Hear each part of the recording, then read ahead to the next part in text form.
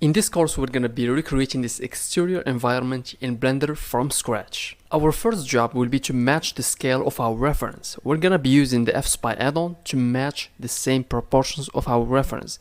Basically, you can use this technique with any other reference that you have. Next, we're gonna be adding the details to our scene. You will learn everything you need to model a complete exterior scene from scratch.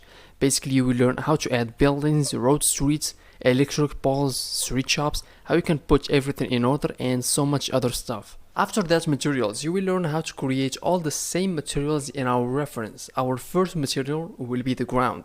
So basically you will learn how to create the same wet concrete material with realistic puddles on it.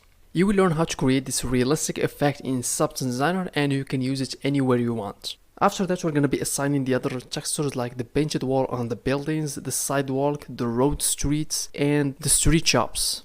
And in our last section, we're going to set the basics for the correct lighting of our scene, and we will finish by rendering our scene, and by doing so, we're going to be achieving our main goal, which is to turn this reference into a realistic 3D scene in Blender.